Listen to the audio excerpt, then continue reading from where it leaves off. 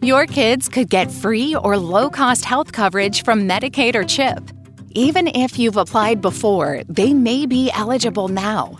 Kids up to age 19 are covered for checkups, vaccines, dentist visits, hospital care, and more. And if they already have Medicaid or CHIP, remember to renew every year. Visit insurekidsnow.gov or call 877-KIDS-NOW. Paid for by the U.S. Department of Health and Human Services. I haven't listened to anything you've said in the last 20 seconds. Damn it, Trevor. Oh, God, I hate you so much. Well, it's you. We can cross off the reading. I watch almost everything, and the majority of it is terrible. What is this podcast about? My recorder keeps turning off. Damn it, Trevor. Hi, everyone, and welcome to the second episode of No Win Scenario. I am one of your hosts, Don Schechter, and with me is Trevor. Trevor, how you doing today? Terrible, because this is the 9th take of this intro, and I'm so tired of dealing with 9th, 10th, 11th. It's been nonstop having to listen to your voice. I agree. It's been tough. But thankfully, we'll keep this short because we've got Liz Kloczkowski, the art director for Star Trek Picard Season 3 coming up, which I'm super excited about. And we had Dave Blass, the production designer, in our first episode, and I thought it was just a very interesting conversation we had with him. Dave is a fantastic guest, and what I like about what's hard about guests is that they can be very talented regarding what they do, but are they the most compelling person to interview? And Dave was a lot of fun. I really enjoyed talking to him. And it's nice, I think, for everyone to sort of see beyond the curtain about what it is like to work in the field in Hollywood, regardless if it's Star Trek or anything else. And I think sometimes people out there don't realize that this is work and this is a job and there's issues and concerns there that go there. So I thought that was great. So I'm really looking forward to hearing what Liz has to say. We've also got Todd Marks, who was the video computer playback supervisor for lots of things, including Star Trek Picard Season 3, going back to Nemesis, tons of other movies. We've got cinematographer Jeremy Benning joining us as well in a future episode. He's the cinematographer for The Expanse, The Boys, among many other different things. So a lot of really good documentary work. A lot of good National Geographic history, things on Netflix. So we're super excited.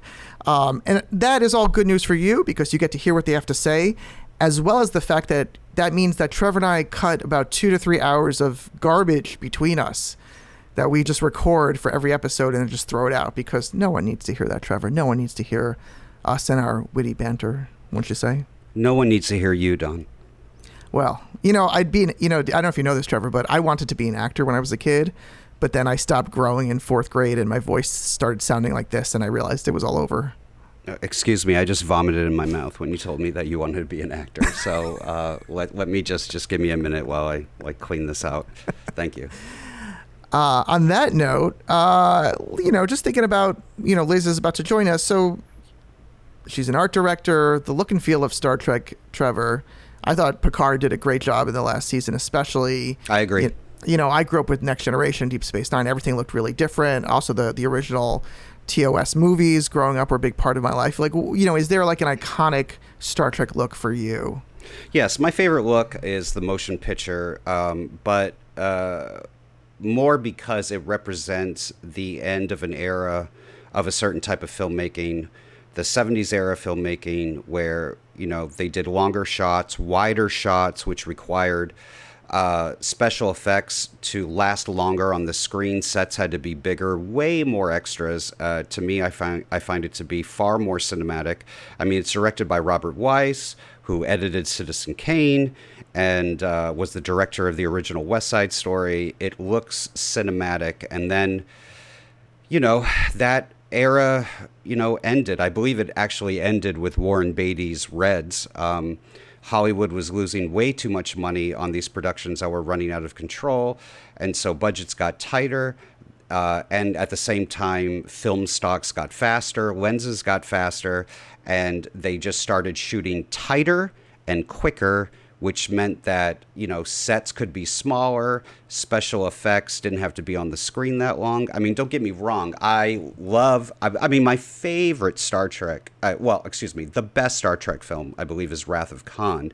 But you compare that to the look of the motion picture, and they couldn't be on more opposite ends of the spectrum.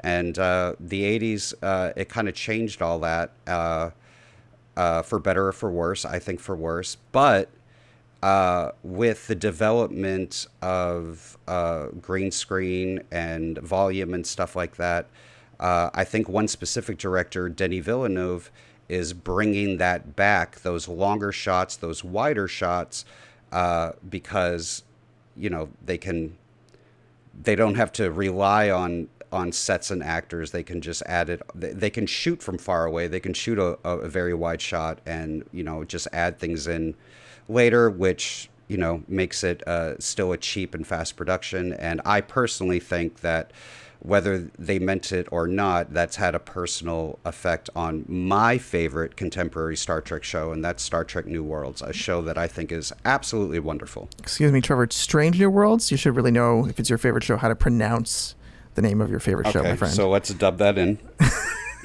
Star Trek Strange New Worlds. What did I call it? New Worlds. No, we're keeping this all in because our listeners need to know who you are at your core. Yeah. Okay. And that's someone who just stumbles. Fair enough. I'll give you that one, Don. I don't take that as an insult. You know, I do stumble quite a bit. It's a bigger topic than we have time for today, but like there's the look and feel of Star Trek, the films. Yeah. You know, which again, there is this, you know, Next Generation things had to be smaller budgets, things like that. Some scripts were better than others, but then that in Star Trek TV. And I think in general, Star Trek plays better on TV. I love many of the films, but I think, again, you know, when there were seasons that were longer than 10 episodes, I think a lot of interesting character development and a lot of play could happen. I think you're right. Strange New Worlds is great. They do a lot in a short season. The look is fantastic there. Unbelievable. But it's like a one-off, which is great. It feels like watching the original series, I assume, what it felt like back in the 60s. So I love it. I want more. With Star Trek Picard, it felt like coming home to like a more mature Next Generation look and feel. So I really, you know, loved what they did. But I think we have to sort of separate the films from, you know, what can be done in TV. But one thing that Dave Blass, you know, talked about last week was how the budgets are, you know, the shows are getting less, like meaning there's fewer episodes, but they want them to be bigger and bigger and bigger and bigger. And it's tough to do that in TV as well. So it's a balance. Yeah, and I do think in the case of Star Trek Picard Season 3, though I think it looks great, the production design is great, I had the feeling that that the budgets were tighter. Again, it's just a feeling. The budgets were tighter. The resources were more limited. I mean, this was a show where the first two seasons, it was about one person. And then in the third season, they bring everybody back, which makes a shoot far more complicated. My guess is that they were still working with the same budget as seasons 2 and seasons 3, you know, with the exception, I'm guessing, more for, you know, bringing back in, you know, the actors from the original series. And I don't know. It looks good. I just felt it also looked compromised. And that could also be a pandemic thing. I mean, I know this was shot during COVID. Seasons 2 and 3 were shot back to back. Right. During the, you know, heart of COVID here, so that's a challenge. I know this is Star Wars, but I'm shifting over to Star Wars. But to me, it was very, very obvious that Obi-Wan was a COVID shoot, was a shoot compromised by COVID. Yes. And now since I've seen that, I can start to see it in other places. And to me, the most obvious ones were, of course, Obi-Wan and Picard Season 3. And oddly enough, Ted Lasso, I felt, was completely compromised. Interesting. Not just by the scripts, by the look of it. And it was really unfortunate because that first season, I know this isn't sci-fi, but that season was wonderful. Is damn near perfect. Ted Lasso was great. No, I heard there were a lot of script issues and a lot of like behind the scenes drama with Ted Lasso. Yeah. So, you know, I'm happy to morph no-win scenario into the Ted Lasso show. Yeah. Maybe by episode 75 or so. Going back to the Star Wars thing, I think, a lot of these TV shows for Disney on Star Wars, they're shot on volumes. To me, they're like, every time I was watching The Mandalorian, I was just counting the steps till they cut because they were going to hit whatever part they were hit where they just feel restricted. Shooting in the volume, which is basically a big curved, for people who don't know, LED wall. You basically put up there, like you're in the desert, you put the desert up there and you're able to film in a desert with the sun that you can move or keep up there. And the light from that wall plays somewhat realistically on your actors versus doing it in green screen or actually going out to a desert and shooting. So it helps with production, but now you're doing pre-production for months and months ahead of time instead of doing it in post after the fact. I just found it was limiting very much in terms of where cinematographers were, where people were putting the cameras, how actors were blocked and things like that. So I think that was a limitation. I felt the same way, and I saw those same limits in Picard season 3. That's interesting. There wasn't much volume in Star Trek. They used some. I think Discovery and Stranger Worlds a fair bit, but there was a lot of balancing in Picard season 3 in terms of a lot of story to get through, a lot of characters to build up towards and things like that. But I thought it was super entertaining and so much was well done. So I'm looking forward to hearing Liz after the break. Should we get to it? Yes, please. Anything to stop talking with you. Thank you so much. And everyone can send their comments, questions, and hate mail to Trevor at nowinscenariopodcast@gmail.com. That's nowinscenariopodcast@gmail.com. And we'll be right back. Your voice is so grating. Your kids could get free or low-cost health coverage from Medicaid or CHIP. Even if you've applied before, they may be eligible now. Kids up to age 19 are covered for checkups, vaccines, dentist visits, hospital care, and more. And if they already have Medicaid or CHIP, remember to renew every year. Visit insurekidsnow.gov or call 877-KIDS-NOW. Paid for by the U.S. Department of Health and Human Services. Hi, I'm Liz Kloczkowski. I'm an art director for the film and TV industry, and I'm, I guess, most known for Star Trek Picard and Promising Young Woman. I watched another podcast with you. I think it was like Countdown City Geeks or something you did. Oh, yeah. And you mentioned it's pretty odd to have art directors be hot for podcasts. Star Trek Picard got a lot of random internet people interested in you. But can I think most people don't know what art directors do, what production designers do. Can you give us kind of background about what it is you do as an art director? It's strange for art directors to get like rock star treatment because we're just art directors. Like, we're not the actors. We're not like, nobody knows who we are. But for some reason, you're rock stars to us. Trust me. I care where she's calling us no one, Trevor. That's the thing. We care. I care way more about the people behind the scenes than the people in front of the lens. That's just me. That's the Star Trek fandom, though. They do care about what's behind the lens. They care about all of the artists, the musicians, the directors, the writers. I mean, they know everybody by name. So art directors have been thrown in. But even since the original series, I mean, Matt Jeffries is a household name, and he was art director. He's not acting in the show. They named a set after him, the Jeffries Tube. But that's, Andrew Probert, like all these guys, they're the Okudas, like they're behind the scenes people, and they're super, super well known. So for me, it's very strange because I've worked on a bunch of shows that haven't gotten nearly that type of reception. Are you hoping for like a Liz Nassau? Like what's your dream? Yeah. Kloczkowski too, maybe. So what you can tell when you talk to Dave, he calls things the blast doors. Oh, that's funny. I wish we knew that. We just spoke to him actually. Oh, yeah. Yeah. We'll get to that. Yeah. We keep trying to put our names and stuff, but it always fails. But yeah, so art directors, we're behind the scenes people. We basically manage what you're seeing on camera that's not an actor. So we're kind of like project managers, or you could like not a construction coordinator because we work with the construction coordinator, but it's kind of like the wedding planner of the film set. So we're construction, paint, greens, drapery, set dressing. We liaise all of those departments to the lighting departments, to the camera departments, to the ADs, assistant directors. Maybe the actors want something. We're day to day with the director. Hey, the director's asking for this. So we basically facilitate getting this stuff delivered for the shoot day. And can you take us through like when you get a call to be on a gig, right? Is it production designer calling? Everyone works with the same people or frequent the same group of people. Often they bring you on, but take us through like what it is from that first call up through, being on the show. Sure. So there's an opening. So someone will be hiring, and usually it'll be the supervising art director, which is like the designer's right hand.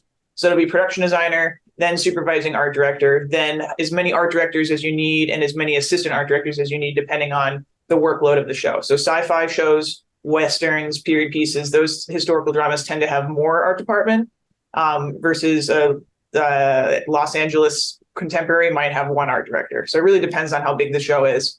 But if there's an opening and they're already shooting, or like for Picard, they were in the middle of season 2 and they needed a replacement. And so they call you and they say, hey, we heard you're good. Can you start Monday? It's not like, so yeah, no problem. So they send you the deal in by email. It was a little harder actually for me to get in the door with Star Trek, but like most shows, they're just like I had a show shooting in Mexico. They called me on a Friday and they were like, can you start Monday? Meaning you need to be in Mexico on Sunday. And so I had like 2 days to pack my life up. But once they send you the deal in the mail, it's like a legal document. You sign your deal memo, you agree to what the rate is, and then the travel coordinator sends you the info, or the office will send you, here's where you park on your first day to get your pass or whatever. It just depends on where it's shooting. Like Universal Studios, they'll just send you, a drive on and say, meet us at this building. Someone will take you in, and next thing you know, you're on a stage talking to the director. So. And for Picard, did I hear right that you were actually on you were on another gig? And oh yeah. I had been trying to get on Picard, and then COVID hit, and they had already crewed up. So it wasn't, there's no hard feelings or anything, but they had already crewed up, and then somebody quit. And I had a friend that was working on the show. He kept putting my resume on their desk, but there were other people in line. So they hired like 3 different people, and then, there was turnover, or, people leave for other jobs all the time. It's pretty frequent, actually. You just replace yourself. And I was on this show. It went like season 1 only, called Rebel for ABC. Mm-hmm. And we were like in the last 2 episodes. And so I just like gave my notice. They were mad, but I mean, it was the end of the show. So I replaced myself. Everybody was fine. Nobody died. And then I got in. I'm like, it's Star Trek, guys. Mm-hmm. It's a whale. Yeah. And they decorated my whole office like space and Spock everywhere. And they were so excited for me. So I did leave that show to start. And I think what a lot of just the general public doesn't realize with the industry is that you're working on a show. It's a limited run for however long it is. And then you're unemployed for a while. This like job insecurity that's like just rampant. Oh yeah. Yeah. All the time. It's worse when you're new because you don't know anybody. So like I moved to LA and I'm trying to work, and I only knew a handful of designers. And so if they had work for me, great, we're working, but that show that, you have terms. So if it's a commercial, 15 days, if it's a TV show, a couple of months. If you're on a show that's a long running show, like How to Get Away with Murder ran a couple of I was on them for a couple of seasons. So that you get a call back every year when they start that show back up. But yeah, you know what your end date is. And so that's your last day of work. So it's traumatizing at first when you don't have any money, like, oh, what's my next job going to be? But now I'm like rolling in from job to job to job. So now I'm like, oh, I'm not available. Need some time off. So what advice would you have for people to like get through those times until you get to a spot where you have the connections and have the experience, go from job to job? Which therapist do you recommend to get you through that? Yeah, that's definitely important. But I think people tell you when you move to LA, especially, and I mean, I know there's film industries in every city. Like I've actually never worked in Boston, but I'm from Worcester. Oh, no kidding. Oh, no way. What years did you live there? The first 18 years of my life. Yeah. So. I was there from 82 to 84. It was a very, very intense experience. Yeah. What a town. I never worked there though. So I'm looking for an opportunity to work out there. But when you move to LA, especially, the locals will say, yeah, give it 2 years. And at the end of the 2-year mark, you'll either know you love it out here and you can deal with all the crazy that comes with the traffic and the expensiveness and all of that, or you meet people, you're working, like, you really like it. So at the 2-year mark, that's kind of when stuff starts getting a little better. And if it doesn't, people move back. They move back to their hometowns. They decide to pick up and live somewhere else that suits them better. So I was one of those, like, I think I moved to LA with 150 kids from school, and there's like 5 of us left. Yeah. So it really depends on that. And it's not like the people that leave, it's not like that they couldn't cut it. I'm sure you saw a lot of amazing, talented people leave. But and this is what I kind of want to get to, because I have a lot of friends in the industry. I've had to help friends in psychological crisis situations, get hospitalized and stuff like that. To me, the demands of the industry, the long days, the deliverables that you needed, that they want you to have delivered yesterday, is just not manageable, I think, for a lot of people. And then you hear about a lot of reliance on drugs and stuff like that. And now in the last few years, with the strike and COVID, you're hearing a psychological epidemic happening, not just in the entertainment industry, but in every industry. And I mean, how hard is it to watch talented people crumble and not make it? I think it's harder for people. Like, most people out here are talented and they want to work. And I think the people that have the hardest time are the people that aren't getting opportunities for whatever reason. Like they just haven't met the right people. They haven't, like, I had like what they call a big break, where I worked on something that exploded into a lot of other things. But really it's people that are like, I didn't get any calls this week, and it's hard it's really, when you can't pay your bills, that's when you can start to see people's mental health decline. So I think that was probably the biggest issue that we had. The long hours and all of that, there have been people that have thrown in the towel and they just want to like I had a friend, he picked up and moved, and he still works in film, but in like Connecticut somewhere, like renting equipment out, and he likes the pace better and it's better for his mental health. But there's some of us out there that are sticking to it. So, I mean, 16 to 18 hour days have become standard and have been standard for decades, but how that's become standard, I'll never understand that. No, it's outrageous. Yeah. And, I'm an art director, right? So I don't work a lot with the crew. So there's on company and then kind of off production. So I'm there in the morning with them to make sure everything's going well, but I'm actually not needed for filming. They have on-set dressers, they have all of these other people, but I have like 6 or 7 other sets that need to be ready for the next day or the next day. So I actually have like my work cut out for me, but I can kind of set my own hours. If I wanted to leave early and like do an 8 or a 10-hour day, I absolutely could. I just would fall so far behind because there's so much work to do. So I set my own 18-hour days, which is also not good. You just said, if I want to leave early, after an 8 or 10-hour day, like that's not leaving early. I know. It's like, I think there was some fact that like people that work 8-hour days, like 5 days a week, film industry people. So every 3 years we work an extra year. That's how like the ratio works, because like we're 60. I mean, I was averaging on Picard, I was averaging like 85-hour weeks, which was like, plus the commute and all that. Like, I mean, I was pretty busy, but like I've had worse weeks, and I've had weeks where we've had to come in on the weekend because something with the Monday set went wrong. So we've got to do a different set. So we've got to work through the weekend to get it done. So then you add 12-hour days on Saturday and Sunday, you add that to it. I mean, the hours add up really fast. I saw a documentary. Go ahead. Yeah, I was gonna say, just to add to the pressure of it, just going back for a second, it's the people who need a break, who can't really deal with, understandably, that many hours and the job insecurity. But like now, it seems there's the writer strike going on, and that's not just affecting, the actors. The actors, right? It's affecting everyone who's in the industry. Right? Yeah. So they talked about like there was something that the actors and the producers didn't agree on, which was, I guess the producers wanted to be able to scan the likeness of an actor for $300 for background. Yeah. For 1 day of pay, and then they would own that likeness for AI or whatever in perpetuity. But what they don't realize is that there's a costumer that has to costume the actor. That person also gets 1 day. The makeup artist also gets 1 day, and I might not even be needed. I mean, if there's no set, if they're just scanning the person, I don't get any days. So all of these people also lose out on the work. So now the actors are striking, and they say they get, if they got paid, really they should be paid for every time their likeness was used. But the residuals don't go to the IATSE people. I mean, my union, we're a totally different union. We're not in strike. Like, we have a contract, and we almost last year or the year before, we were so close to IATSE striking. It was the vote was 51 to 49. Wow. So we were so close. But what I noticed with IATSE is a lot of the below the line people don't have, huge paychecks. Like, we have an hourly rate.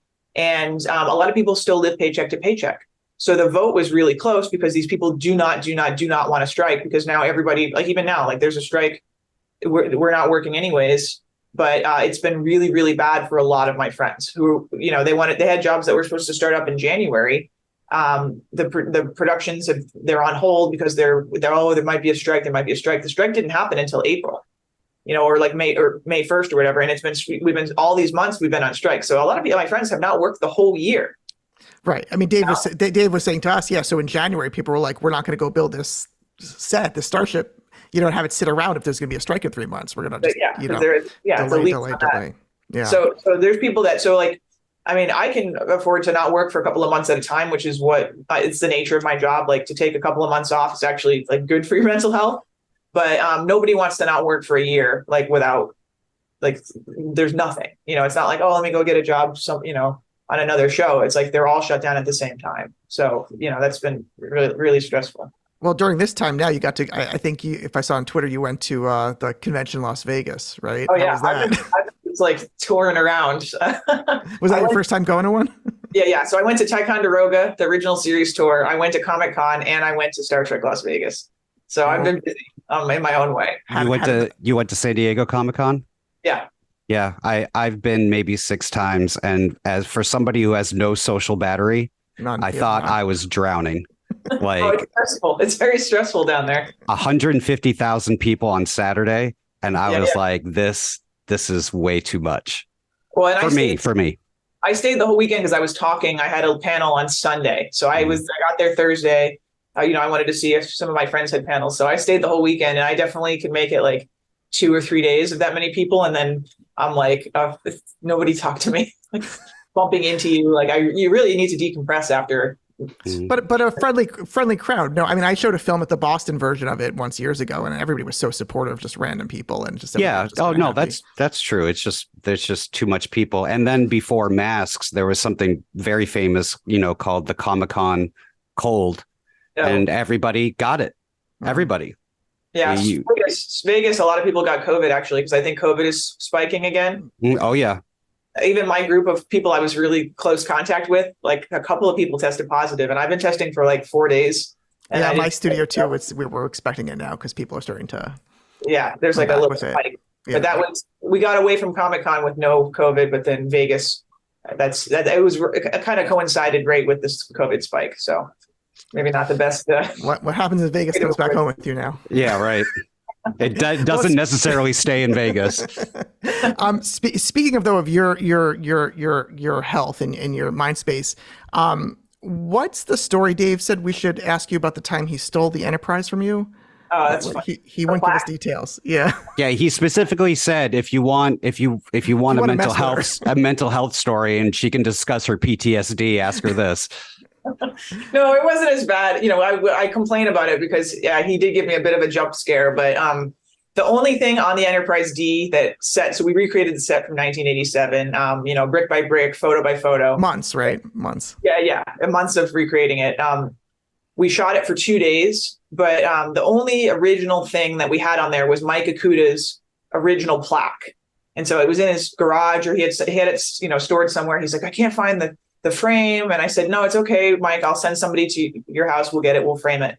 So it's my friend, Mike Akuta's like original priceless plaque, and there was some, stories of in the 80s, the captain's chair getting stolen off the set. So I'm like, I just don't want this thing to accidentally get stolen. And it's like priceless. So every night I would go down to the set and I'd take it and I'd lock it in my office.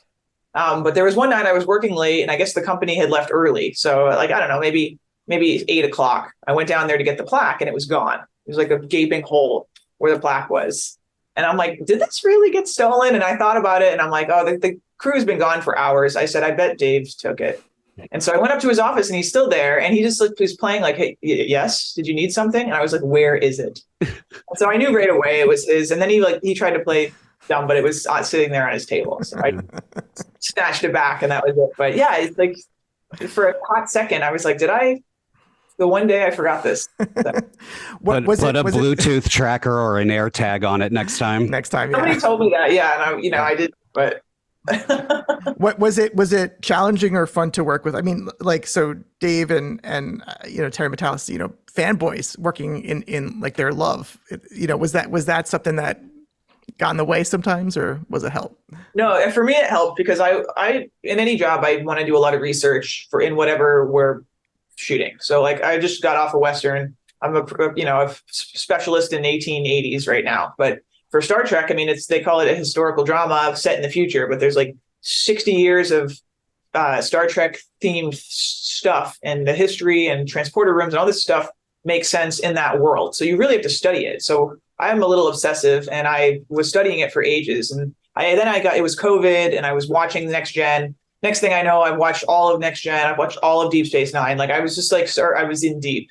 And so they appreciate that. So that was actually that was my in, was that not everybody watches Star Trek. People have lives, they have families. Like nobody has time to watch, 800 episodes of anything, and I had like taken the time and really gotten in there. And so that gave me an edge. And actually then they were assigning me the good sets because they knew that, I had the space knowledge to, do it right. But that, there's a worry that, for people that don't watch Star Trek, that they're going to, it's just sci-fi and right, just space. Well, that's interesting. Like, I mean, obviously the recreation of the bridge was such a big project, but something like you worked on the transporter room, right? Like it is, what goes into thinking about that and like how to do it differently, but the same, like, like, are there, what's the challenges there about balancing what's been done? And you could redo it completely and maybe make people mad, or you could try to look at something. Well, this is what a transporter room has looked like.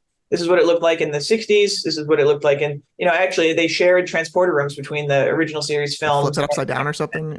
Yeah, there's like, they were using the same set to save money. But then Next Gen has, a similar, almost the same footprint as the Voyager transporter room. So these are all, a 10, 20, or, maybe a 15-year gap. So now it's 25 years later. The elevators existed 25 years ago, but maybe they're slightly flashier now, but they still look like an elevator. There's not like globes floating us around. Like we know what an elevator looks like. So it was just trying to update it, 20 or 30 years, but still make it fit in that world. And actually I had this funny, I have a funny little anecdote.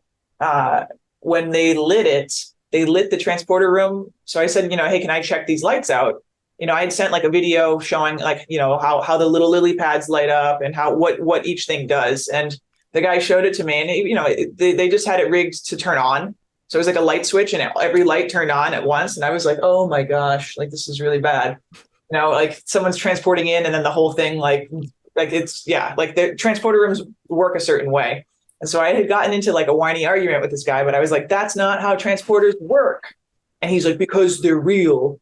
And like it gave me a little lip, but I was like, yeah, dude, they've been around since the 60s, that there's the way, the fate. There's people like me who've grown up their whole lives knowing exactly how it should look and feel and sound. And if you deviate from that, you're going to get a bunch of hate mail. Oh, heaven forbid if you deviate from it. Good grief. But you know what I mean? Like if one person transports in, he's on his lily pad lights up. Why would the one next to him be lit up? Right. So why would all of them be common sense? I agree. That's what it is. So I had gotten into this funny argument about fictional science, but luckily there was time and they rewired the whole thing to make it work. So then Michael Okuda comes in with a spear and starts beating the guy. Yeah. Well, yeah. And Mike too was watching on the monitor from home. So like on the Enterprise D, at least he'd call me and he'd be like, hey, Liz, yada, yada, yada. And I'd bring his note down to Terry, on the set just to make sure that they knew that, everyone's in alignment with how this works.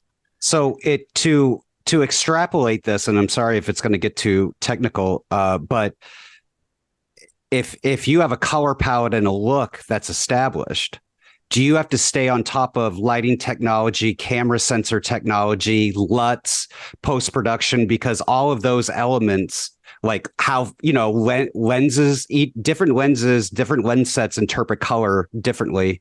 Do you have to stay on top of that stuff to make sure that the palette carries all the way through? And is it frustrating in post when a color corrector like adds a shade of blue to everything in post and it kind of throws everything off? Yeah, we try to accommodate where we can. And it depends on if you're shooting like black and white. Like a good example was the Lighthouse, the Eggers film. The colors, all the stuff that they played with, because they were shooting a certain like blue filter or red filter. The costumes had to be certain colors in order to show up on camera. So that is absolutely something that needs to be paid. The color you paint the walls of the set too. Like I had on How to Get Away with Murder one time, we painted the whole set purple, and then none of us talked to costumes, and they had Viola in this beautiful purple outfit. And so it was a fiasco because she shows up and she like blends in with the wall. So we absolutely have to pay attention to those things. But we do kind of hand it over to camera and lighting because they're on set. They're actually establishing with the director, how they want to light the show. So we talk to them all ahead of time about these are the colors that we have stuff. I know people talk a lot about like, oh, this looks dark or it's a lot of that is a choice made not with us. Like we build in lights into the set, and then it's artistic choice on how it looks. The Enterprise D, we painted everything exactly as it was, knowing that they were going to shoot it 4K. They were going to shoot it with certain cameras that weren't the cameras that they shot in the 80s. I mean, we weren't recreating it SD for SD. I mean, we knew it was going to be 4K. So we adjusted like the plexiglass. I treated differently for 4K. But like you can see the framing of it too. People are like, oh, did you make the bridge bigger because the cameras are different? No, it looks bigger because it's a wider lens. It's a wider lens. Yeah. Yeah. Like that's the reason. But for me to change the colors on that, I mean, they look different. I think people actually told us like, oh, you guys didn't get that right. I actually matched it off of an old set piece that somebody had like bought off eBay. So I know that color was right. So for me, it was more important to get it historically accurate and then let the guys shoot it beautifully, which is what I think they did. But the lighting too, we build in LEDs now. And so those guys have a full like RGB control. So all of that will be done in the lighting process. Mm-hmm. And all I do is if it's like a research thing, like the red alert and all of that, is I pull videos and I show clips. Okay, here's how red alert works. Here's what, like red alert, the first time they did it, they turned everything red and it was like a Vegas showroom. We were like, oh no, only these things are red for red alert. These are white. So I had kind of a guide, and Glenn Levine was our gaffer. He was awesome in like checking in. Hey, do I have this right? How does this look? And then they would light the actors how they do. But I'm just like, if it's in the set, if it's built into the set, I'll like be annoying. But other than that, like that's not my department. It's to those guys. So. Go ahead. No, I was just saying it's so much easier now just for the gaffers just to, I don't know what they do on your set, but like to walk around with an iPad and DMX and just change lighting and do all that stuff versus what they had to go through 20 years ago or something and just play and experiment. It's still complicated, but yeah, it's like a different kind of complicated because now they have so much control. Yeah, everything's to program every little thing, and yeah. So and we switched that out. So I know they lit most of this Enterprise D with neons, and we didn't use any neon. Everything we did was LED. And to answer your question about colors, Mike Ikuda had to change every single one of his graphics. He had to color tone by eye to match what was seen on the show, because he had colored gels, and he sent me pictures of the gels, and they're purple and orange. Yeah, this is exactly what I'm talking about. Yeah, these are the colors that I intended, but the neon, the blue of the neon mixed with it and then made it green. Yeah. And so actually one of my first conversations with Mike was, if I print what he designs, so if he shows me what he originally designed and it's purple and orange, when I print it now, where everything we print on Plexi is going to look exactly as it looks on your computer screen. And so I said, it's going to look significantly different. It's going to look like as you intended. Do we want to do as you intended, or do we want to do it what the audience remembers? And that was like my first phone conversation with him. I'm like, I'm talking to Mike Ikuda. Mm-hmm. But he agreed with me. He was like, we should do what the audience remembered. And so he redid everything to match. It's more blue, green, kind of yellow, off-whitey, a little bit of purple, but not, the neon screwed it all up. And for him, it was a fiasco. Like on the first day of shooting, on the pilot, Mike was like, oh, this isn't what I wanted at all. This wasn't my design, but he just lived with it. Right. Have you ever, so like on one of the very first, when I was younger, first films I ever did, the art team spent a ton of time setting something up, and we were inexperienced, and like we ended up like not showing that side at all. They probably spent like 7 hours doing something like 5 a.m. or something on an indie. And I'm just curious, like, did you work on something that you put your your heart and soul into, and then for whatever reason it didn't make it? Oh, all the time. Yeah, I mean, we do stuff, and it's hard now too. So I think the older generation of directors will tell you what their shot is, and maybe it's even like a proscenium, like I'm only looking this direction. I only need 2 walls. I don't need a ceiling. They know all of that ahead of time because they know what their shots are going to be. A lot of the newer directors shoot. They all need 4 walls, and it also depends on if you're doing an action sequence or like if the camera's going to be all over. Like I've shot stuff that's all handheld, and I won't just give them 2 walls if it's handheld because they'll see off the set. But like planning for that stuff, you just try to put you try to stay in touch with the director, and you try to stay in touch with these people, the camera guys. Is like, hey, what do you see? I think Crescenzo, our DP on Picard, would tell us what the pizza slice was. Here's my pizza slice. And he'll show you kind of what he's seeing, but sometimes he'll tell me the pizza slice. And then they something, yeah. Yeah, and so, because, none of this stuff will be seen. But that happens, all day, every day. So we just try to dress 360 just so they have stuff. But, so if it's in the opposite of what they end up shooting, it doesn't make it. Like, our spaceship stuff is fuzzy, like everything shallow depth of field. And I'm like, it's like a $5 million set. And it's a blur of color. Yeah. Before we get to Promising Young Women, Trevor, which I promised Trevor all your time, favorite director on Picard? I think on Picard, for sure, Jonathan Frakes. He's the favorite. Everybody likes Jonathan Frakes. He's just like, he makes it fun. He's very experienced. He knows what he's shooting. There's no like doing the opposite of what he tells everybody. He's, and he's very no nonsense. He's kind of like the set dad. So I think for sure Frakes. Was his knowledge, or anyone's really, like Metalis or Dave or anyone, was it ever like, wow, they're really dialed into it where it became like a problem? Not a problem, but just like a little bit more work, or was that a benefit? No, they make it fun because he knows. I mean, he's so many episodes in now, that he'll cite something like, oh, on Ryza this, and it's like, oh, we're such nerds. So that happens a lot, like at work, but it doesn't get in the way at all. And actually, a lot of times they'll call the art department down to the set to explain something we put in there. Like in Seven's room, they wanted, everything that we had put, all of her figurines and all of that stuff. They know most of it, but they just want to make sure that art is in sync with, what they're, or we did it in Beverly's ship, the Ilios. There was a bookshelf full of stuff. And some of it's sci-fi filler, and some of it's super important to Beverly, cited from Next Generation. And so they called us down to explain to the guys pointing the camera what to focus on and what not to focus on, just to make sure we're not like focusing on a red herring or something, Sure. So it's there's just so much. There's so much history. There's like books and books and books of technical manuals and mid-century modern furniture, and we've got to track the chairs that are being used in Discovery, which is in the year 3000, and then stuff that was used in the 2250s, and now we're in the 2400s. So we've got to like kind of track all of that, So but I think their knowledge can only help us and make it more fun. Do you prefer the 1800s now? Is that are you done with the future? I want to go back to space. I had a good 9 months on a Western.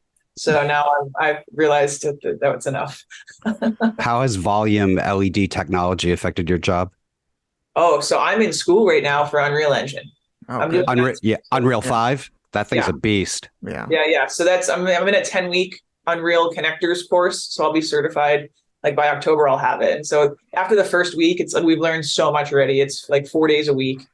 So I'm just come to the East Coast and teach my folks, because we're trying to get everyone on board. Yeah. No, it's the future. And people were mad about cars when cars were invented. They're like, I'm going to stick to my horse. But like eventually it took over, and that was the preferred method of travel. And they're using it like Strange New Worlds. Star Trek Strange New Worlds is using the volume. I watched this show on Netflix. No way, because I was convinced it wasn't. Really? They're using it? Yeah. For the planets, yeah. Right? They're the recent season for sure. I've seen a lot of behind the scenes, and they've got a couple, like, I don't know how, it's not like Star Wars where they had, multiple volume stages. But yeah, they're leaning on that. Now once you see it, you can't unsee it. You can't unsee it. I mean, I feel like I see it more in Discovery or like the Star Wars properties that they do. I think Strange New Worlds does a really good job of. But there's a show I just watched on Netflix called 1899. Mm-hmm. Have you heard of it? Is that the boat one? Is that the boat one? The boat one, yeah. Got the whole thing on the volume because it was a COVID shoot. And it was an international cast, and there was all of this stuff. They had to be everywhere. They built the whole boat on the volume. They had actually one of the most special effects heavy rigs on stage. So it's volume, and it's got the water rigs and the boat on a gimbal. All of that stuff was done on volume stage. Whenever you see and they did like a 45-minute behind the scenes on it. Wow. Everything. And they're in, people are in there in mines, and they're like, it's very kind of high concept, but it's all volume. They had like maybe 2 locations, which actually I thought were their best locations, that they went out, and they're in a mental asylum and they're somewhere else. And those were actual locations, but everything else was volume. And it's, it was new technology, Mando just started using it. Right. It sounds like for that, I was gonna say, it just sounds like for them, they put all the other effort and resources into everything in front of the volume, around it, all the rigs and all that stuff, where I think we're seeing some shows or some productions, whatever they are, they just rely on the volume and a little bit of foreground, whatever. And they just like, I was saying this earlier, like sometimes I'll watch a show shot on volume and you see the person walking towards you, like they're going to cut right there. They had nowhere else to go. They're out of space, whatever. And just, it becomes you just can't unsee it. And it just, I think it's got to be smart. And like the Art Directors Guild did a class, and they actually showed us, like, depending on what your shot is, you can plan, like they showed us a Western bar. And they were like, are we going to build the bar? If we're not going to build the bar, you'll actually see them push the bar into the volume so that it'll, all you have to build are a couple of tables. Yeah. Depending on what your shot is, it's fine. It's just, when you want to start doing like a lot of stuff, and like you said, they're running out of space, but like there was, I think some behind the scenes of Leia's bedroom on Alderaan in Obi-Wan. And there's the whole bedroom, but they're able to go out on the balcony and look out onto Alderaan. And I thought it was amazing. And I liked that was like a lot of still physical built stuff. Like, I'm not out of a job. It's just like, we're art department now, they're virtual art departmenting. So there'll be 2, everyone is the production designer still runs both departments, but they'll build all the digital sets early with the virtual art department, and then hand off whatever is going to be a practical build to the practical art department, which is really where I fall in. But I'm just learning these skills to have them. So if a virtual art department needs me and I have Unreal skills, then, And is next AI? Yeah. Well, we're using that too, because like there's like a Photoshop beta where it's crazy. I'm like, anyone can do this stuff now. Like there was a demo on like switching a shirt out. And you just select the shirt. And it doesn't work so well yet, but within 5 years, it's going to be amazing. Totally. And that's something that, like, I can still do faster, I think, with iStock. Yeah. But just having that as like a quick, even like the generative fill has gotten so much better over the last couple of years. And that's all stuff that we use, every day for. Yeah, I just know, like, I'm pitching a commercial, commercials, and it's just so much easier for us to put a pitch deck together with the visuals that it's still wacky and it's still hard, but it's better than doing just like, an iStock search or something like that. We're putting together these decks much quicker. That's closer to the vision that we have, where it used to be, on my end, on the corporate side, like agencies and tons of people and all this stuff. So, in some ways it's great, but then in other ways it's, other people are going to, there's like this like mid-level group of people who are going to be in trouble if they don't, get good at it, basically. Yeah, well, we're just using. For me, they're all tools. They're tools. It's like a calculator. Like Midjourney too is another one where like we're not using it as art, but we'll use it as we're trying to find something exact. Or we're trying to find a mood, or we're trying to find something that combine 2 photos or whatever it is. The AI helps us with that, but we're still the ones putting the pitch decks together and straining out, all the. I feel like it's a calculator, like ChatGPT. Like, we haven't used anything we've gotten from ChatGPT in any of our projects, but like we'll get stuck or we'll fight over something in a meeting, and we're like, let's see what it says, and like give us 10 taglines for this campaign or whatever it is, and like maybe 2 words spur some thought that we didn't have, and then we build off of that. So it's just a tool. I think people kind of freak out about it. I just used it for a business proposal and it was great. So I don't know what to tell you. But like, think of like, so we have to come up with all this copy to fill like newspapers, and like we'll be making all this fake stuff. Oh yeah. And so it's just like a way to make it. It's just I think the copyright is still in it. It's still if the area is like Napster level of who knows what's going on. Yeah. Right. Like even using like if say Photoshop does a suit swap or something, where do they get that suit from? Because I have to give that to the legal department to show them what the 2 images I merged together. So I still have to go get an iStock in. Like I still need proof that we paid for the content that we're using to be legal on the show. So we're not there yet, but yeah, if they're all going to be like, it just makes things so much faster, you know? I wish would mean that my day was faster, but it doesn't. This is the story of the one. As a custodial supervisor at a high school, he knows that during cold and flu season, germs spread fast. It's why he partners with Grainger to stay fully stocked on the products and supplies he needs, from tissues to disinfectants to floor scrubbers. All so that he can help students, staff, and teachers stay healthy and focused. Call 1-800-GRAINGER, click Grainger.com, or just stop by. Grainger, for the ones who get it done.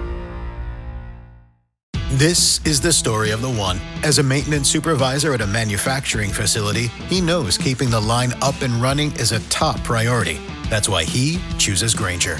Because when a drive belt gets damaged, Grainger makes it easy to find the exact specs for the replacement product he needs. And next day delivery helps ensure he'll have everything in place and running like clockwork. Call 1-800-GRAINGER, click Grainger.com, or just stop by. Grainger, for the ones who get it done.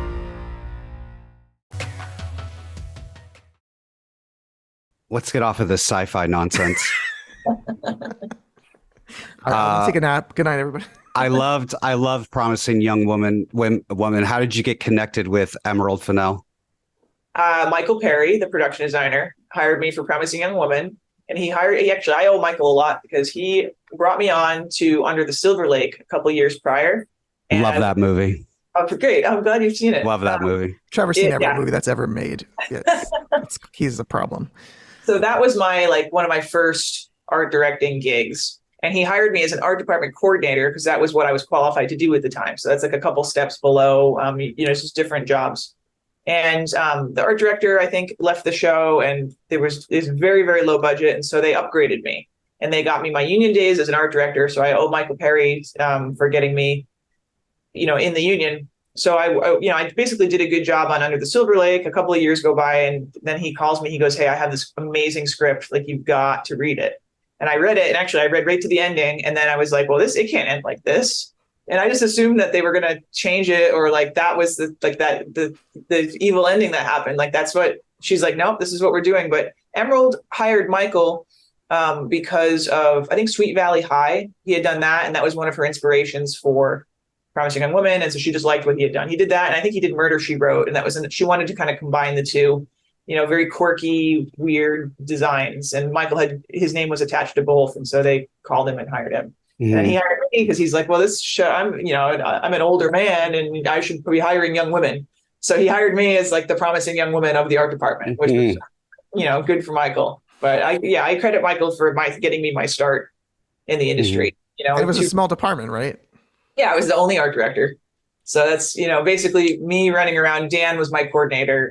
Dan doing so much. And Ray Deslich, who's like an Emmy-winning set decorator. I mean, the three of us were kind of like, getting it all done. But that was without Ray, for sure, without Michael. I mean, it was just like a really tight-knit, small art department, eating pizza rolls in a sideways toaster at midnight because there's a lot of work to do. But it's doing the stuff. I actually find the low-budget stuff harder, because you have to get creative with the solution.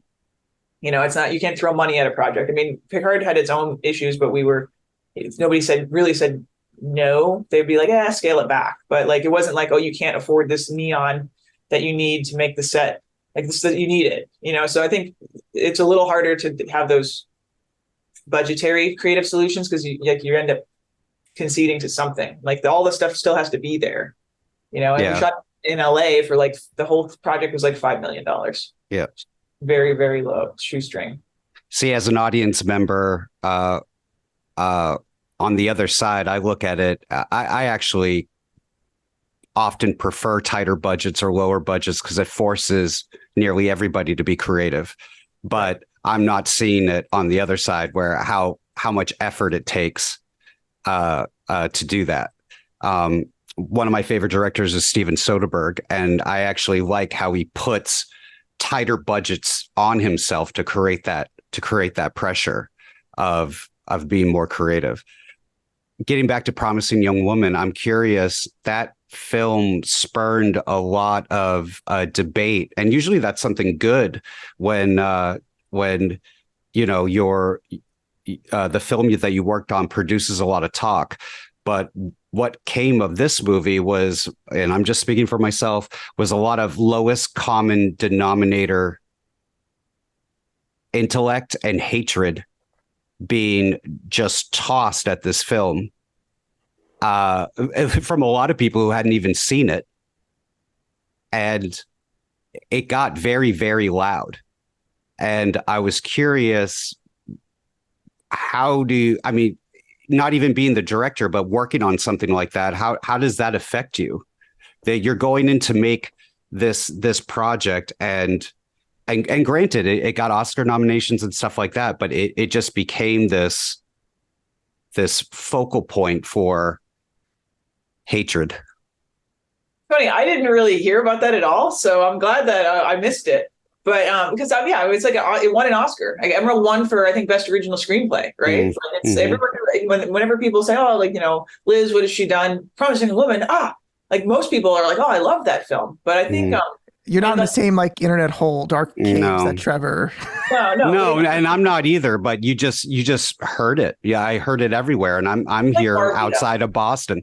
Oh yeah, I mean it's not as big as Barbie, but I mean Barbie is. I mean I've seen it twice, and I had this guy angrily walk out halfway through the film of my first screening, and I was like, oh, there's the entire movie right there. There it is.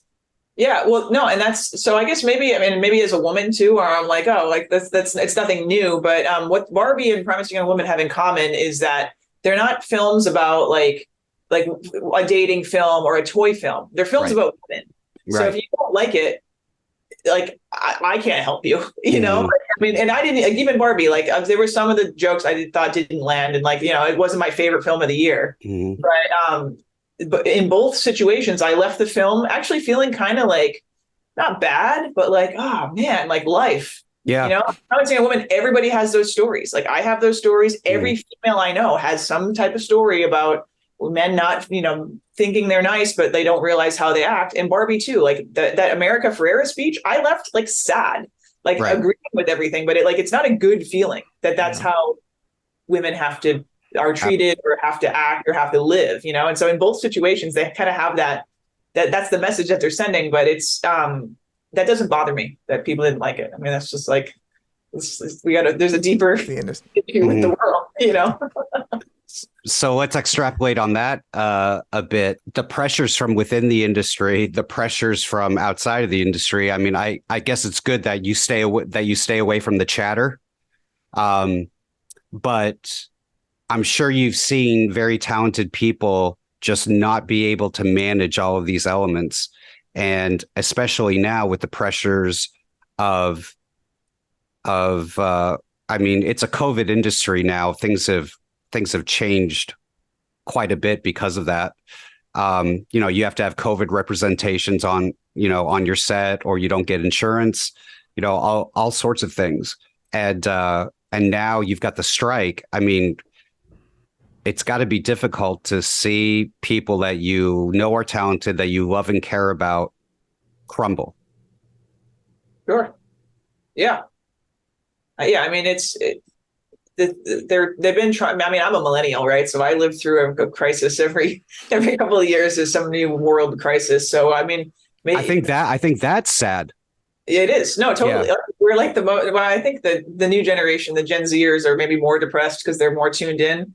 But like people talk about millennials as like, having less. I think the birth rate in the U.S. has been down since had been going for 6 years up until 2020. It was going down. It's still going down. I mean, it's hard to try to like live out your goals or live your life when you have these like financial stresses, like, the 2008 crash, then COVID, then, there's all of these, the strike. I mean, the strikes for me is nothing new because it's not the first crisis we've had. I mean, it sucks. And we, basically you put together an emergency fund so that you have it when you have to live through these times. But yeah, it's heartbreaking to see, friends of mine a year without work, and that type of struggle. So all you can do is have empathy and be supportive of that. I mean, the unions have some things in play, like some drought relief funds and all of that, but it's not like the industry we have. Like, I mean, I lose my job 3 or 4 times a year. And, I have a sister who's a nurse, and she's like, how can you like just have no job. Like, what do? And I'm like, you get another job. Yeah, but it's a little, yeah, I mean, it's not sociopathic, but it's definitely like you have to adapt. Like, luckily humans are, highly adaptable. And maybe I'm a little more positive because I've been a little bit more successful. And so I'm like, yeah, well, there'll be, there's hope out there. There'll be another one, but it's not like that for everybody, for sure. I know I knew if I went out there, I would get eaten alive. So because I just don't have and I know that, and I think that's mentally healthy to recognize your limits and to not engage in those situations. I don't see it as a fault.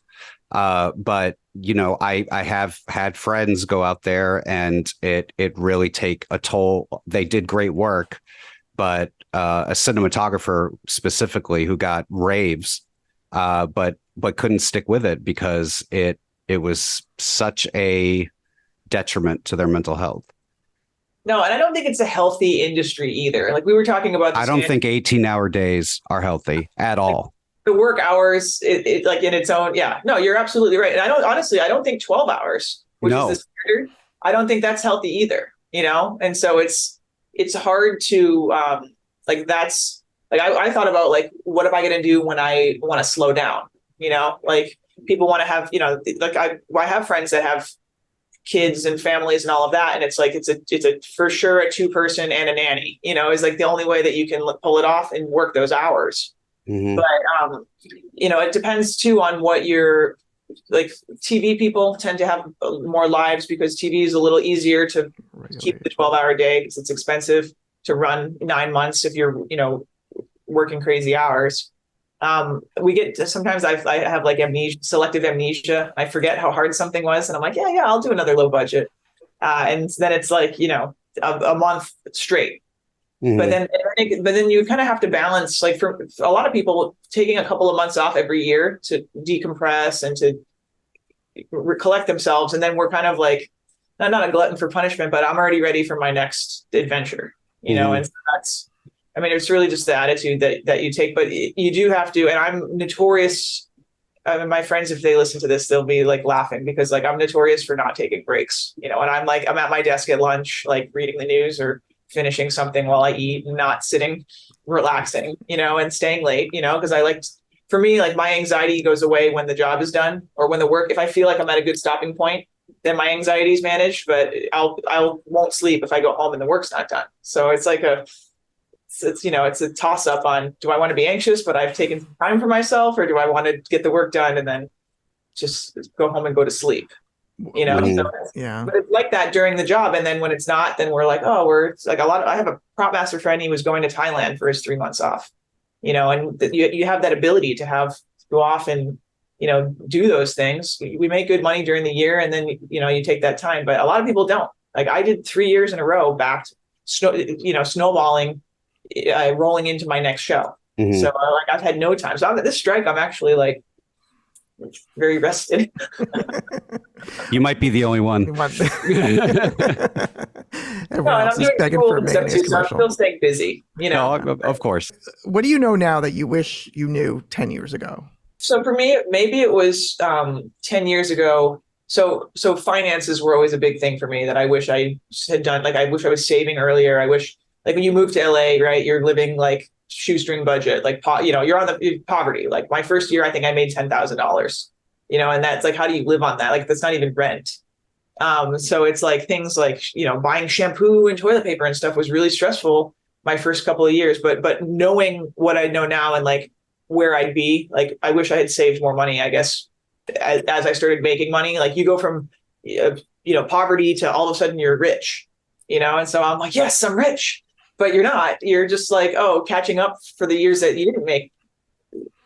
So for me, I think financially, because it's like that starving artist mentality, and so you make bad decisions because you're like, there are the best of times and the worst of times, and so I definitely wish I had taken a finance class in college or something. Me too. I mean, I think that it just doesn't exist for so many people. It just, people don't think about it. It's not taught. It's not. Right. Like, why would you go to a quiet thing? Advisor? You have no money. What do they have to advise you on? Well, and you have to, even for financial advisors, you have to have a certain amount of money before they'll even talk to you. I actually think it's something in schools that should be taught. And totally. It's not home ec or whatever they did in the 60s. Yeah, I ended up finding like a girl on Instagram that like advises like for cheap, and like just gives you like savings advice and stock. Like nobody taught me how to invest money or to like what the stock market was. Like I'm working in movies. So like you're paid check to check or you're job to job and you're 12, 18 hours. When do you have time to do that stuff? Like a lot of people have a hard enough time. Like Sunday, your day off is the day where you do your laundry and you go to the bank. You can't go to the bank. It's a Sunday, like there's all that stuff that you end up like dealing with. I mean, again, I have. That's what your 20s are for, I guess. Right. So 10 years ago, I wish I had learned more about that. I'm in my late 40s and I'm still going through this. So screw all of you. Okay. He's in his very, very late 40s, everybody. Much older than me, even though he's got the hair. And I look 20 years younger than you. So. Yes. I hate you, by the way. I hate your guts. Yeah, we're being way too polite, Liz. We really are. We are so much worse than this. We're gonna let you go, but what's last thing for me is just like what's next and like what's your dream projects? Good question. So I was telling you guys about the Western. I have this show called American Primeval on Netflix. Yeah. We're not done shooting it yet because of the strike. So there's a chance to go back to finish it all up. So that might be my next, what my next gig is if they call us back to do that. Mm-hmm. But I want to work on more sci-fis. I would love to work on a fantasy, like a House of the Dragon or The Witcher or those like world building. Oh, I know you hate that word, Trevor. Sorry. Yeah, I just threw up in my mouth. Lord of the Rings. Yeah, the Lord of the Rings. I mean, any of that stuff. Is Star Wars. Get on the 10-year Harry Potter project on Max. I would love that. That's a career. I mean, obviously, Star Trek shoots up in Canada, but if another Star Trek show would take me, like obviously I have the skill set and like obscure knowledge base for that. So yeah, I mean that type of the volume stuff. I mean, I'm taking volume class, Unreal class, so I'd like to put those skills to use. But the sci-fi is kind of where my sci-fi fantasy is where my heart lies. Mm-hmm. And I was always like, a Western or a historical drama. I don't like Westerns. I'll do them, but I noticed that that's not for me. So, but like the fun, like medieval stuff, I haven't, my dreams haven't been killed with that yet. So I still need to try that out and see if I like it. Chainmail and blood and like I would love watching all of that stuff. So any of that, like Outlander, like, cause the sets that for me, it's, you get to be really creative, you get to be historical, but it's like you're building beautiful works of art, really. So anything where I can flex those muscles. Liz, thank you so much for your time. We super appreciate it. Thank you, Liz. Really, this was great. Okay, good. I'm glad. Welcome back. And that was such a great interview with Liz. I thought, Trevor, she's great. Yeah, she's wonderful. She's really good, and I'm happy for her that her career is really taking off. Yeah, just as soon as the strike is over, hopefully everyone can get back to work. So we're still there is in that strike land here. Just before we move on from Star Trek Picard, we need our hot topic. Hot Pockets. Get that hot topic? Hot Pockets, Trevor? You got that? I'm so bored with you. You got that? Well, hot topic today is the music from Star Trek Picard season 3. So, I loved it. Did it resonate with you at all? Yes, because I felt that there were themes. Correct me if I'm wrong. There were themes brought in from a lot of the classic series. There were also themes and cues brought in from the movies. I think there were nods to everything. There were nods to the movies, to the shows. Yeah. Quite a bit was brought in, and I just felt big. I mean, the soundtrack for the series, like all the different parts to it, it just felt big and bold to me, which I really appreciated. Mm-hmm. It was back to cinematic and bold choices. The music was fantastic, and I struggled with season 3, but I definitely enjoyed the music. That was something that you and I talked about pretty regularly. There's a track that I love. It's called Legacies. Mm-hmm. Okay, it's track 18 on the soundtrack. I've got an Apple Music. You can actually go on YouTube. So wait, there's an actual soundtrack for Picard season 3 that's out? I don't know why it's on YouTube, the whole album, but it is by Lakeshore Records. You can get an Apple Music. I don't know if it's everything, but there's a lot of tracks there. And track 18 is called Legacies. I'm going to play a little bit of it. It's just 3 minutes and some change long.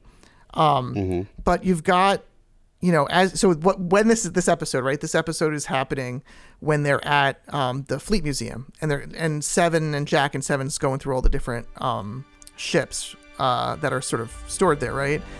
And you've got the Deep Space Nine theme that's like fun and light, and like these are all orchestrated. To me, I think they sound a little different than the originals, and a little bit different tempo, I think. But don't quote me on that. But you got the DS9 theme that transforms into the original Star Trek theme. It's all distant and light and sort of like nice. You got the Next Gen, I think, theme that comes in there.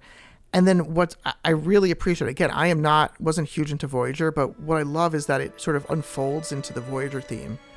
And it's the Voyager theme, not in a way that's like soaring and like out on an exploration like it was in the show, but it the way it's presented is more of like a memory. And so at that moment with like the dialogue, it's like Seven, she's like, she misses the Voyager, she misses the crew. She's set up as being lost at the beginning of the season, right? She's not called by her name. She's out of place. She doesn't think she should be there. Even though Janeway and Picard had to kind of push her, to become a captain. She wasn't in Starfleet in the previous seasons. She was a ranger. That was a whole thing. And she's searching for a place to belong, which is her arc, and like where she should be. And I just think it's a beautiful moment as you get that like sadder, more like memory of a theme there, and it's not active. And then you've got this thing where the strings come in and it's like easy going, and there's sort of again this play on remembrance.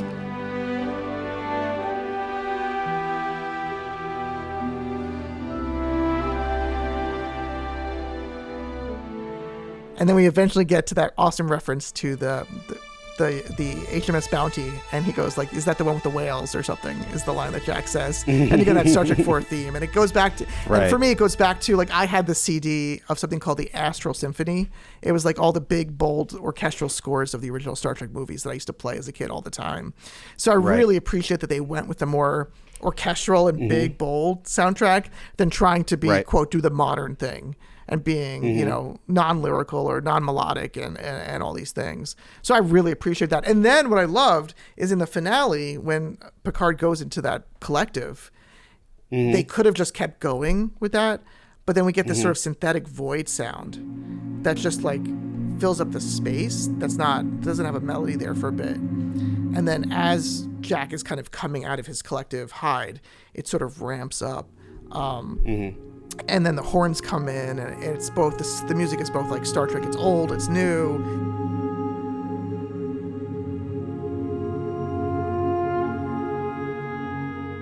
There's this driving beat that keeps going, and then you get the moving strings come in. Eventually, we get like these falling strings that then fight against this like rising brass. So you've got this conflict again of falling strings, rising brass, and then these sort of walking strings that happen, and it goes forward until eventually it just peters out. And I just really sort of like, I think the mix of that sound, old and new, again, mixed with the storyline, old and new, I think it all came together really well. And that's why you're wrong and I am correct in all of this. No, mic drop. Music was good though. And I got to say, and just one last thing, just a little tidbit, but I 100% know this is probably one of the things you hated that you didn't mention, is that when I was in the IMAX screening and we were on the second episode, and Walter Koenig's voice came in as Chekhov's son. This is President Anton Chekhov of the United Federation of Planets, broadcasting on all emergency. I yelled at my TV. Everyone just gasped like, "Oh my God!" And it was familiar and a callback. And new and unknown, right? It was a callback to the opening, in Star Trek 4 when the president says "Stay away from Earth," and yes, it was fan service, but you did not know what was. It was cheap fan service. I know it was delightful, because you didn't know how that show was going to end at any point. You didn't know how that story was going to end ever, and I kept. That's true, but I also didn't care. Well, let's start with the not caring, because you clearly don't care about anything, but like. The not knowing how a story ends, it seems silly. Yes. But this goes back to my point about prequels. When you know when the story is going to ultimately end, it makes anything that happened earlier or going back in time. Here, we did not know how the story was going to end. Yeah. And that, it shouldn't be special, that makes it very but that exciting. makes it special. Right. That so I'm going to bring up a recent example that's not sci-fi at all. So we'll cut this part out, everyone. Just to say, no, you're absolutely right in that regard. I honestly did not know at all how Succession was going to end. Every time I thought I had a grasp on how that might end, it went another way. All the way up until the very end, I was blown away by that ending. So you're right. I haven't seen it yet. So does it have aliens? Artificial intelligence? No. I'm just saying I agree with you. Not knowing. Sort of like Game of Thrones, but I'm not saying how it was. I'm not saying how it was implemented. I'm saying no one knew how it was going to end. Right? That made it. No, I think we all, anybody with half a brain. I think people don't. Because people were upset, just to go on Game of Thrones for a second. People were upset that like she was like killed at the end and she kind of like turned evil. But if you go back, like I did a rewatch because I was confused by the end of it a little bit. I was like, wow, people really hate it. Let me watch it again. I was okay with it.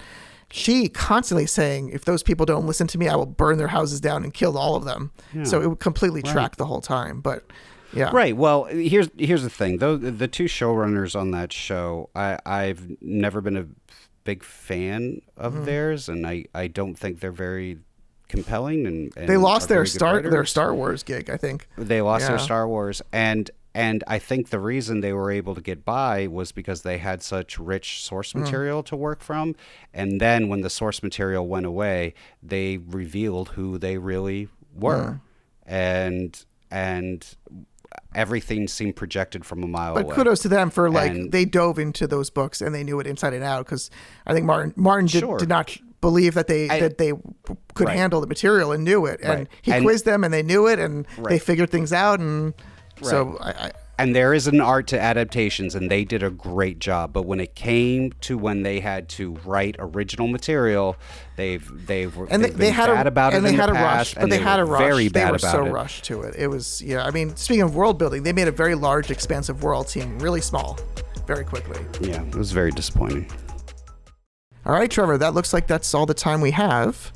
It's almost been a pleasure sitting here and talking with you. But I can't say any of it was a pleasure, let me tell you. But I do appreciate you sitting quietly and letting me interview Liz. So. Oh, no. You mean talk over me? Yes. And pushing me out of the way constantly and not you letting me get your two questions in. Yeah, fantastic. Fantastic. Well, if anyone has any comments or questions or thoughts, feel free to email us at nowinscenariopodcast@gmail.com.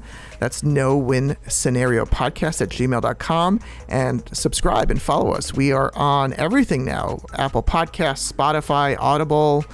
I'm sure there's more missing there. iHeartRadio. You could just go to Trevor's house and listen with him. He's got it blasting every day. I've left. I don't know what you're doing. I don't know what you're talking. I'm like already in my car and going to get lunch. So. All right. Well, I'll let you go eat lunch. All right. We'll see you next time for our talk with Star Trek Picard playback supervisor Todd Marks. Have a good one. Take care, everyone. In today's world, mental health is everyone's concern. If you or someone you know is in crisis, please use these resources. For U.S. listeners, call 1-800-950-6264 or text Helpline, all one word, HELPLINE, to 62640, or email helpline@NAMI.org. That's NAMI.org. For our international listeners, please visit suicidestop.com. That's SUICIDESTOP.com.